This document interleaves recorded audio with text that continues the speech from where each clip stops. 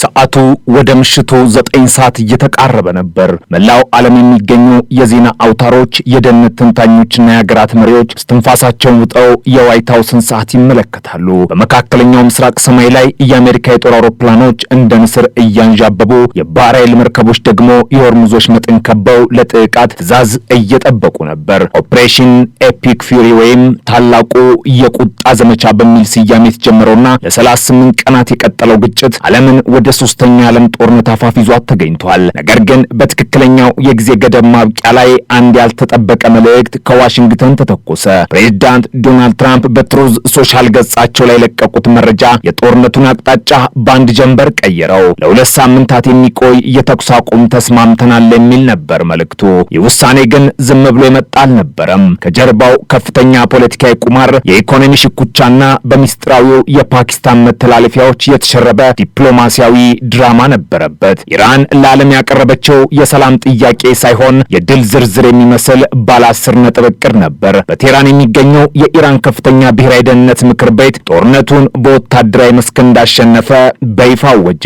ለአሜሪካ ያቀረበው ጥያቄ እጅግ የሚገርም ነበር። ኢራን የሆርሙዞች መጠን በበላይነት መቆጣጠሯ እንዲቀጥል፣ በዓለም አቀፍ ደረጃ የተጣሉባት ማዕቀቦች በሙሉ በአስቸኳይ እንዲነሱና ዋሽንግተን የኢራንን የዩራኒየም ማበልጸግ ፕሮግራም በይፋ እውቅና እንድትሰጥ ጠየቀች። ይህ ብቻ አይደለም። የአሜሪካ ጦር ከመካከለኛው ምስራቅ ጠቅልሎ እንዲወጣና በኢራንና በአጋሮቿ ላይ የሚሰነዘረው ጥቃት እንዲቆም የሚሉ ነጥቦች በዝርዝር ውስጥ ተካተዋል። ይህ የኢራን የፍላጎት ዝርዝር በፓኪስታን አደራዳሪነት ለዋይት ሃውስ ሲደርስ ብዙዎች ትራምፕ አልቀበልም በማለት ጥቃቱን እያጠናክራሉ ብለው ገምተው ነበር። ነገር ግን ትራምፕ ይህንን እቅድ ለድርድር የሚሆን አዋጭ መነሻ ሲሉ ጠርተውታል። ታዲያ አሜሪካ ለምን አፈገፈገች? ለምንስ ይህን ያህል ርቀት ተጉዛ የጀመረችውን ወታደራዊ ዘመቻ በድንገት አቆመች? ምክንያቱም ቀላል ነው። ዓለም አቀፍ የኢኮኖሚ ስብራትና የስትራቴጂ ለውጦች አሜሪካ ታላቁ የቁጣ ዘመቻ በሚል በሰነዘረችው ጥቃት የኢራንን በርካታ ወታደራዊ ኢላማዎች ብታወድምም ኢራን ግን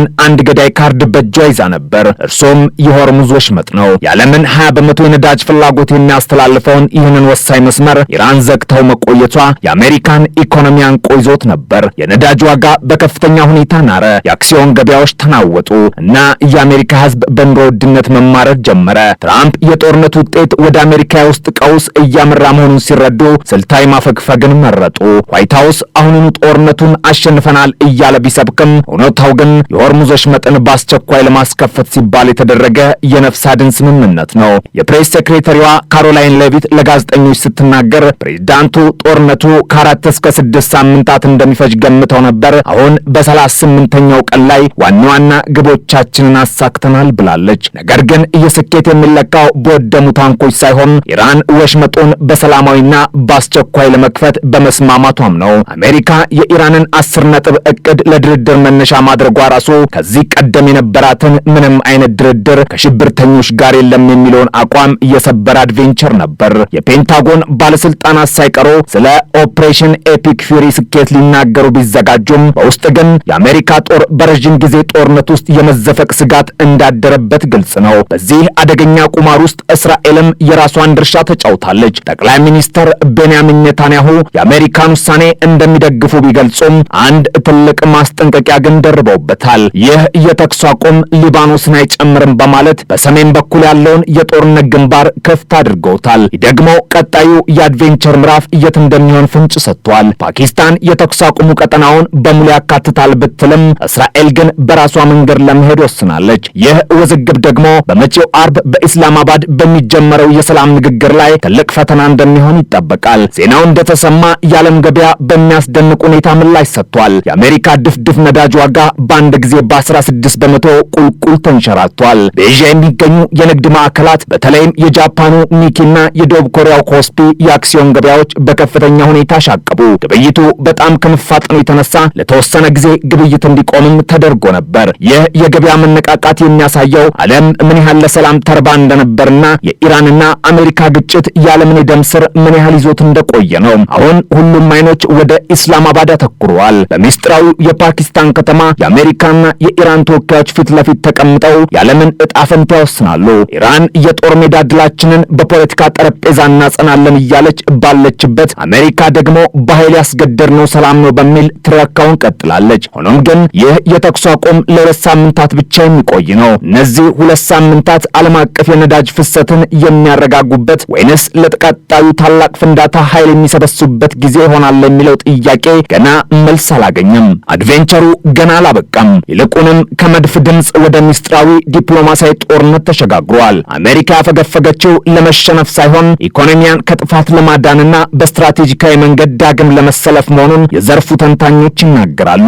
ዓለም ግን አሁንም በስጋትና በተስፋ መካከል ሆና የእስላማባዱን ውይይት ትጠባበቃለች። በኢስላማባድ የሚገኘው የዲፕሎማሲያዊ መንደር በአሁኑ ሰዓት የዓለም የፖለቲካ ማዕከል ሆኗል። ከተማዋ ከፍተኛ ጥበቃ እየተደረገባት ሲሆን ጥቁር መነጽር ያደረጉ የደህንነት አካላትና የፓኪስታን ልዩ ኃይሎች በየመተላለፊያው ተሰማርተዋል። ይህች ከተማ ከዚህ ቀደምም በርካታ የታሪክ ምዕራፎችን አስተናግዳለች። ነገር ግን አሁን በታላቁ አዳራሽ ውስጥ የሚደረገው ፍልሚያ ከወትሮው እየተለየ ይሆናል። በጠረጴዛው በአንድ በኩል የኢራን ልዑካን ቡድን የድል አድራጊነት ስሜት ሰንቆ ተቀምጧል። በእጃቸው የያዙት ባለ 10 ነጥብ ዕቅድ አሜሪካን ለዘመናት ከነበራት የመካከለኛው ምስራቅ የበላይነት የሚያስወጣ የስንብት ደብዳቤም ይመስላል። በሌላ በኩል ደግሞ የአሜሪካ ተደራዳሪዎች የፕሬዝዳንት ትራምፕን አሜሪካን እናስቀድም የሚል መሪ ይዘው መጥተዋል። ይህ ለሁለት ሳምንታት ብቻ የሚቆይ የጊዜ ገደብ ለዓለም ሰላም የሚሰጥ እድል ይሆን ወይም ለከፋ ግጭት አዲስ ጥይት የመቀየሪያ ጊዜ እስካሁን በውል አልታወቀም። አሜሪካ ከዚህ ግጭት ለጊዜውም ቢሆን ያፈገፈገችበት ምክንያት በዋሽንግተን የኋላኛው ክፍል በሚስጥር ሲብላላ የቆየ ጉዳይ ነው። እንደ እውነቱ ከሆነ ዋሽንግተን ወታደራዊ አቅም አታም አይደለም። ኦፕሬሽን ኤፒክ ፌር የተሰኘው ዘመቻ በኢራን ወታደራዊ መዋቅር ላይ ከፍተኛ ጉዳት አድርሷል። ሆኖም ግን ጦርነቱ በ38ኛው ቀን ላይ ሲደርስ የዋይት ሃውስ የስትራቴጂ ክፍሎች አንድ ትልቅ አደጋ ተጋረጠባቸው። እሱም የኢኮኖሚ ራስን መጥፋት ነው። ኢራን የሆርሙዞች መጠን በመዝጋቷ ምክንያት በአሜሪካ የነዳጅ ማደያዎች ላይ የታየው ዋጋ ንረት ከቁጥጥር ውጭ እየሆነ መጣ። ትራምፕ የሚመሩት መንግስት ደግሞ ለኢኮኖሚ መረጋጋትና ለሀገር ውስጥ ፖለቲካዊ ድጋፍ እጅግ ስሜታዊ ሆኗል። የነዳጅ ዋጋ መናር ማለት በሚቀጥለው ምርጫ ላይ ትልቅ ኪሳራ ማለት እንደሆነ የተረዱት ትራምፕ ወታደራዊ ድላችንን ወደ ኢኮኖሚያዊ ትርፍ መቀየር አለብን የሚል ውሳኔ ላይ ደረሱ።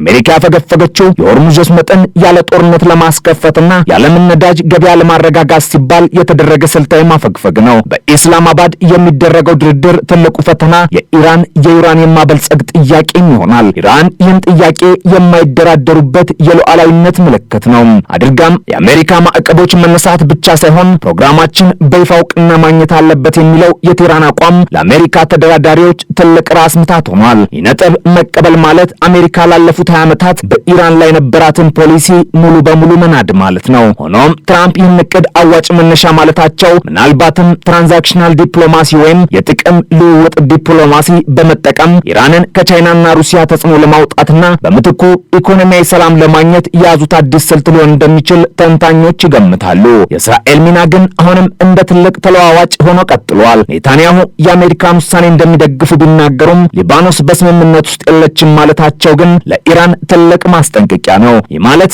እስራኤል በሊባኖስ በኩል ያሉትን የኢራን አጋሮች ማለትም ሄዝቦላህን መምታቷን ትቀጥላለች ማለት ነው። ይህ ደግሞ በኢስላማባድ የሚደረገውን ንግግር በማንኛውም ሰዓት ሊያሰናክል የሚችል ኃይለኛም ፈንጂ ነው። ኢራን አጋሮቿ ጥቃት እየደረሰባቸው በድርድር ጠረጴዛው ላይ እስከ መቼ ትቆያለች የሚለው ጥያቄ በብዙዎች ዘንድ አሳሳቢም ሆኗል። የፓኪስታኑ ጠቅላይ ሚኒስትር ስምምነቱ ቀጠናዊ ነው ቢሉም እስራኤል ግን የራሷን የደህንነት ቀይ መስመር ለማስከበር ቆርጣ የተነሳች ትመስላለች። በሌላ በኩል የአሜሪካ መከላከያ ሚኒስትር ፒት ሄግሴትና ጀነራል ዳንኬን ዛሬ ጠዋት በሚሰጡት መግለጫ በአሜሪካ ወታደራዊ ክበቦች ውስጥ ትልቅ ግምት ተሰጥቶታል። ኦፕሬሽን ኤፒክ ፌር የተሰኘው ዘመቻም በእርግጥም የኢራንን አከርካሪ ሰብሮታል ወይንስ ኢራን አሁንም አደገኛ ጥፍሮቿን እንደያዘች ናት የሚለው ጥያቄ ምላሽ ያገኛል። ዋይት ሃውስ ጦርነቱ ውጤታማ እንደነበር ለህዝቡ ማሳየት ይፈልጋል። የካሮላይን ሌቪት መግለጫም የሚያሳየው ይህንኑ ነው። አሜሪካ በ38 ቀናት ውስጥ የኢራንን የሮኬት ማስወንጨፊያ ጣቢያዎችና የባህር ኃይል ማዘዣዎችን በማውደም ኢራን ወደ ድርድር ጠረጴዛ እንድትመጣ ከፍተኛ ጫና ፈጥራለች የሚል የዋሽንግተን ትረካም አለ። ይህ የሁለት ሳምንት የተኩስ አቁም ለኢራን ቢሆን ትልቅ የትንፋሽ ጊዜ ነው። በኢኮኖሚ ማዕቀቦች የዛለው ህዝቧና በጦርነት የደቀቀው መዋቅሯ ዳግም እንዲያንሰራራ እድል ይሰጣል። ይላታል። ኢራን ድል አድርጊያለሁ የምትለው አሜሪካን ወደ ድርድር ጠረጴዛ ማስገደዷን እንደ ትልቅ ስኬት ስለምትቆጥር ነው። አሜሪካ ግን ኢኮኖሚን አድኛለሁ፣ ወታደራዊ ግቤን አሳክቻለሁ በማለት የራሷን የድል አክሊል እየደፋች ነው። እውነታ ግን ያለው በእነዚህ በሁለት ትረካዎች መካከል ነው። ዓለም አሁንም በአደገኛ መስመር ላይ ትገኛለች። የኢስላማባዱ ንግግር ወደ ዘላቂ ሰላም ይወስዳል ወይንስ ለከፋና ሰፋ ያለ ቀጠናዊ ጦርነት መደላደል ይፈጥራል ለሚለው ጥያቄ በመጪዎቹ 10 ቀናት ውስጥ ምላሽ ያገኛል። እስከዚያው ግን የጦር መሳሪያዎች ድምጽ ጸጥ ማለቱና የነዳጅ ዋጋ መቀነሱ ለዓለም ሕዝብ ትንሽ እፎይታ ሰጥቷል። አድቬንቸሩ ይቀጥላል። የዲፕሎማሲው ጦርነት ግን ገና አሁን ተጀመረ።